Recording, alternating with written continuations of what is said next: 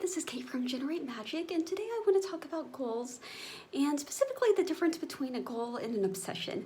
And so since I started embarking on this writing project, which I talked about in the last video, I just feel the happiest that I felt in a long time, just vibrant and just lit up, like super excited. And I realized it's because I have a very clear goal and a very clear sense of direction. So at any given time, I have many goals, and some of them are more specific and concrete than others, right? And some of them are more just kind of like an overarching vision. And but this is just like a very clear and very direct. And so with the one woman, I'm actually going to be meeting with her once a week to kind of go over my project. And we're kind of doing this book together. It's called the 90-Day Novel. That is kind of like what it sounds, right? It kind of walks you through the process of writing a novel in 90 days. And we're kind of going through this novel, this book together. So it's very exciting just having this goal and having this plan and the possibility of being complete within 90 days, and then the fun of doing it with somebody else. Always kind of makes it more fun, right? And just kind of having that guidance and having that support and knowing that my dreams are going to become a reality, just having that conviction. And I've always been a very ambitious and very goal-oriented person. And the times in my life where I'm not actively pursuing any sort of goal, I tend to kind of fall in the states of like apathy and depression. And so for me personally, and all of these videos, right, I'm just kind of telling you what works with me. I'm not telling you what you need to do. But for me personally, it's always been very important to have clear goals and a clear sense of direction. And so yeah, so it helps, you know, and I just felt very renewed, kind of having this clear sense of purpose and direction. But I also, like I said, I'm very ambitious, and I always have been, and I also kind of tend to fall, or have had a tendency in the past to fall into obsession. And so it starts out kind of with the way I feel now, right? With this excitement. But soon the excitement kind of bleeds into to fears, you know, concern that, oh, maybe this won't happen. And very much kind of tying, well, I realize now what it was is it very much was kind of tying the achievement of this goal into my sense of self-worth. And if I didn't achieve it, or if it didn't unfold exactly like I envisioned, it would somehow meant that I was a failure as a person. And so that's too, I would tend to really kind of go into these spirals. And this happened especially with tennis, you know, when I was in high school. And I had always been one of those people that was just kind of considered like not a good athlete. Like people looked at me as somebody who was like an intellect, somebody that was very good at school, but not somebody who was good at sports at all. And I fell into every one of the cliches, like literally chosen last for the team. And in fact, and I enjoyed playing tennis, but I wasn't really that good at it. And I remember like one day, my tennis team that I played on for school, you know, basically the coach was kind of having us kind of form teams on our own, right? And almost as a joke, one girl told another guy like on her team, oh, you should choose Kate to be on your team. But it was kind of like as a joke, basically, because I wasn't considered that good.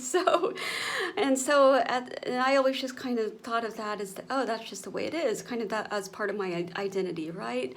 But one day I decided, okay, I'm going to change this. And so I bought a tennis ball machine, and I went out and practiced every day. And sometimes for hours every day, and just really kind of refining my form and refining my strokes. And then my senior year of high school, I finally had a coach that believed in me, and which also made a huge difference. But I think it's kind of what I talked about in the last video, where even though at the time I had never heard of manifestation, right? I had never known anything about it, but it doesn't matter because the process is still the same. Like, I had this intention, and then when I stood firm in this intention, then the universe started to orchestrate the various parts. And so other people came in to play these different roles.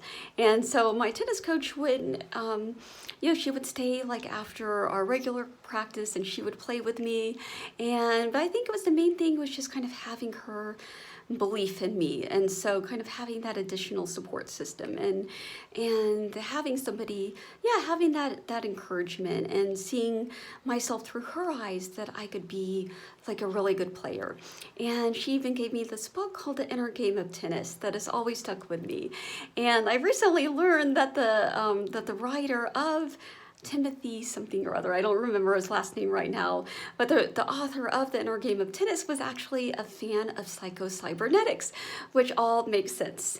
And so it really made like a big difference in my life. But I became obsessed, and it was very much about wanting to prove myself to all these people that had previously like rejected me and said that I saw me as somebody that couldn't perform when it came to tennis or to athletics, period. And also kind of to prove to myself, right? So when it came to the competitions, I would always get very nervous because there was all this pent-up energy, right? And this fear of failure and all this excess importance, as they would say in reality transferring, all this excess importance tied to it. So I would tend to kind of not do so great in competition. And I remember at the district match not performing the way I would have liked and just feeling like devastated afterwards. And so this has been kind of a recurring pattern throughout my life, and almost kind of what it made me to the point of not wanting to pursue any goals. Meaning like, I'll just kind of, float around and, be one with God and all that, which is all good and great, right? And it would be good and great for a while, but then there would be this craving inside of me, right? And this craving to be something more and to do something more and to fulfill these things that were inside of me, right?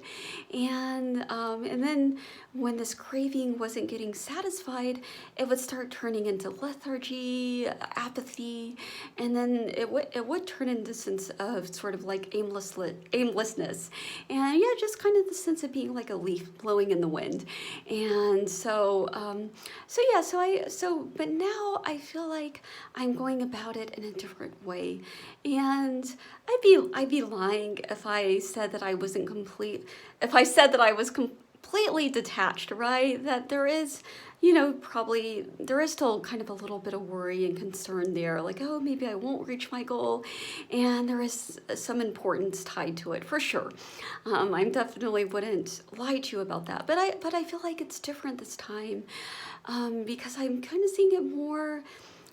These goals as more of an extension of myself and of an expression of myself as this divine being, as opposed to being deeply tied to my identity and tied to my sense of self-worth. And so that's what I want you to take away from this video, because I see so much of this right in the manifestation community, and especially when it comes to things related to SPs or specific persons. Just this obsessiveness, and trust me, I've been there. So this is not any judgment at all on my part. And this obsessiveness, this desperation, and really to kind of take a step back and to recognize that you're amazing, that you are this amazing, wonderful, divine being.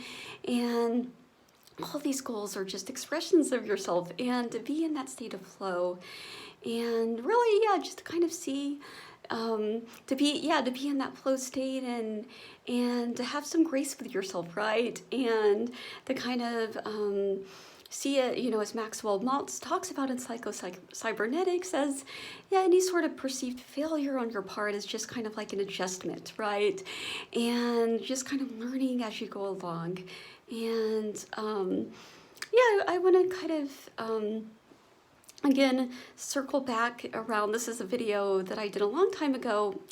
Well, it seems like a long time ago. It was probably just a few months ago, but it was on this quote from Roberta Flack that really inspired me to keep your eye on the prize and to see every opportunity as a golden opportunity, right? And so, and to put it in some context, right before she became this famous singer, she was a music teacher. She taught music to children, and a lot of people that are in the art world, right, whether they're musicians or visual, you know, painters, visual artists, or writers like myself, that's how we kind of, at some point, you know, usually early in our careers, we are teachers.